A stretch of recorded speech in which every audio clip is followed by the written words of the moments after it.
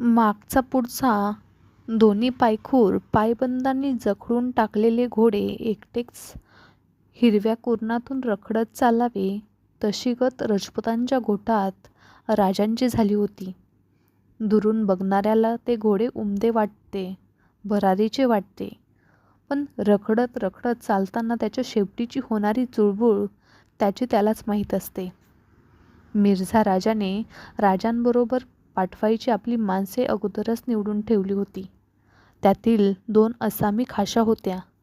एक खुद त्याचाच मुलगा कुंवर कीरत सिंग आणि दुसरा उग्रसेन कछवा. कीरत सिंग राजांच्या संगतीने जातीनिशी जाऊन कोंढाण्याचा कब्जा घेणार होता आणि उग्रसेन कछवाह राजांच्या बरोबर थेट राजगडापर्यंत येऊन संभाजी राजांना ताब्यात घेऊन परतणार होता. तहाची तामिली होईपर्यंत म्हणजे 23 गडकोट रीतसर मिर्झा राजाच्या ताब्यात पोहोचेपर्यंत संभाजीराजे राजपुताला श्रीच्या राज्याचे जामीन राहणार होते. हा सगळा बनलेला मनसुबा बिलाकसूर पार पाडावा म्हणून धूर्त आणि मुरब्बी असलेल्या मिर्झा राजाने मध्यरात्री आपल्या शामेन्यात कुंवर कीरत सिंग आणि उग्रसेन कछवाह यांना बोलावून घेऊन दोघांना 2 महत्त्वाच्या सूचना देऊन टाकल्या होत्या. आपल्या बच्चाला कुंवर कीरतला त्याने बजावले, कुंवर, संभल के रहना, ओ शिवाजी है, पहाड़ का शेर है. उग्रसेन त्याने फारच सावधगिरीने इशारा देऊन ठेवली, उग्रभान, ठीक से परख लेना कि शिवाजी आपका कुंवर तुम्हारे हवाले कर रहा है. गाफिल मत रहना, हो सकता है शिवाजी किसी का भी बच्चा तुम्हारे हवाले कर दे. मिर्झा राजाने असा सगळा मोर्चेबंद डाव आखला होता. त्याने यज्ञ केलेली रणचंडी त्याला जवळजवळ पावल्यासारखीच होती. आपल्या शामेन्यात नकसदार तबकातील पानविडा उचलून मिर्झा राजाने राजांच्या हातात दिला. शामियानात कणातील धरून केशरी साफे बांधलेले तरणे बाण कीरत आणि उग्रसेन उभे होते. मिर्झा राजाने राजांचा निरोप घेण्यापूर्वी पुन्हा एकदा मूळ विषयाला खुबीने हात घातला. राजा साहब, हम आपको बिदा दे रहे हैं, लेकिन बिदा देना हमारा स्वभाव नहीं. हमें अच्छा लगता है आगवानी करना. आप कुंवर शंभू को भेज देना, हम शाही ढंग से उनकी आगवानी करेंगे. तळ हातात निरोपाचा विडा देऊन राजे मिर्झा राजाच्या गोऱ्यापान चेहऱ्याकडे बघतच राहिले. त्यांना मिर्झाची कीव वाटत होती, त्याहून स्वतःची वाटत होती. त्यांच्या निर्विकार बघण्याने मिर्झा राजा गोंधळला. लगबगीने राजांच्या खांद्यावर हात ठेवून म्हणाला, डरना मत राजा साहब, बेशक बिना हर्ज कुंवर को भेज देना.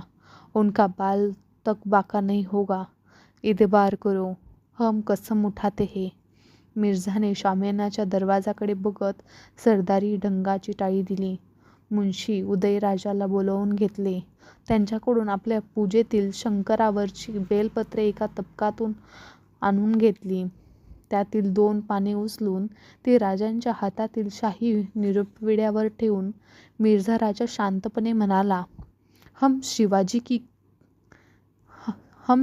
की कसम उठाते हैं, जब तक हम जिंदा है तब तक आपके कुंवर का यह बाल भी बाका नहीं होगा. मिर्झा राजांच्या शामियानातून राजे बाहेर पडले. सिद्ध ठेवलेल्या पालखीत चढले.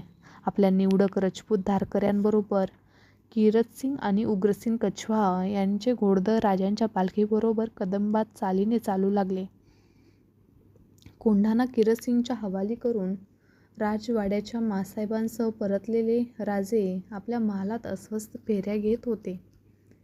महालाची चिरागदाने उरभर जळत होती. जिजाबाईंच्या महालाकडून आलेल्या थाळ्याची वर्दी त्यांनी भूक नाही अशी फेरवर्दी पाठवून परतावली होती. जिजाऊंना तोंड दाखवण्याचे धाडस काही त्यांना होत नव्हते. राजपूत मराठी मुलखात आल्यापासून गाठवणीचा धागा तुटावा आणि कंठ्याचा एक एक मणी ओघळत जावा तसे राजांचे मन ओघळत आले होते. आता तर हे ओघळणे मध्यभागीच पदकापर्यंत येऊन ठेपले होते. प्रत्यक्ष फर्जंद संभाजी राजांना राजपुतांच्या गोटात धाडावे लागणार होते जामीन म्हणून. राजांच्या मनाच्या खाण्यात एक ताजा आवाज मसलत देत घुमत होता. एकला जीव पदरी घातला. स्वारीच त्यांच्या आव्हानी आबा. त्या आवाजात मिर्झा राजाच्या हिंदुस्थानी बोल मिसळत होते. बेशक बिना हर्ज भेज देना आपके कुंवर को हम कसम उठाते हैं. राजकारण नात्यांचा गुंतवा जाणत नसते. डोळ्यांवर पट्टी बांधून ते माणसाला एकाच वेळी लुसलुसत्या हिरवळीवरून रणरणत वाळवंटात उतरवीत असते. राजांना रक्ताची नाती नसतात. असली तरी ती मनाच्या जामदार खाण्यात मोहरबंद करून ठेवावी लागतात. राजे निर्णयाला आले होते, पण त्यांच्यासमोर एक पेच होता. या निर्णयाची समज शंभूराजांना कशी पाडावी? आऊसाहेबांना त्यासाठी हिंमतबंद कसे करावे? पण पुन्हा त्यांना वाटत होते की तडक जिजाऊच्या महाली जावे, मनी दाटलेले मोकळ्या ओठी बोलावे. पण पाय महालाच्या उंबरठ्यातच अडखळत होते. हाताची बोटे छातीवरच्या कवड्यांवर चावळली जात होती. चिंतावलेल्या मनाबरोबर पाय फेऱ्या घेत होते. आऊसाहेबांची खाशी स्वारी येतीया. संगती बाळधनी आहेत. राजांच्या महालावर पहारा देणाऱ्या दरकऱ्याने आत येऊन मुजरा देत वर्दी दिली. कायदे आखडलेले दौडते घोडे थांबावे तशा राजांच्या फेऱ्या गपकन थांबल्या. संभाजीराजांना आपल्या आणि माँसाहेबांच्या मध्ये घेत त्यांना पोटाजवळ बिलगवून राजे घोगरट आवाजात म्हणाले, राजपुतांच्या तहांची तामिली होईपर्यंत, 23 गडकोट त्यांच्या हवाली होईपर्यंत आम्हाला बाराजांना त्यांच्या गोठात धाडावं लागणार. ओलीस म्हणून. राजांची नजर जिजाऊंच्या मुद्रेवरून घसरली आणि त्यांच्या पायावर येऊन स्थिरावली. राजे? थरारलेल्या जिजाऊ राजांच्या बागदार नाकाकडे बघत जवळजवळ किंचाळल्याच. काय बोलताहेत हे? हे कलम तुम्ही मान्य करून आलात? फर्जंद म्हणून ही तुमची एकुलती एक निशाणी हातात आहे हे विसरलात? तुमच्या इतबारासाठी राजपुताला ओलीस पाहिजे होता तर मग आम्ही त्यासाठी कमी होतो?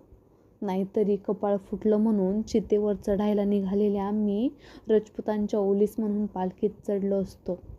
त्या बोलांनी गडबडून गेलेले राजे व्याकुळल्या नजरेने माँसाहेबांकडे बघत लगबगीने म्हणाले,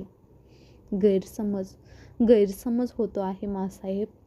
ही अट मिर्झा राजांना घातली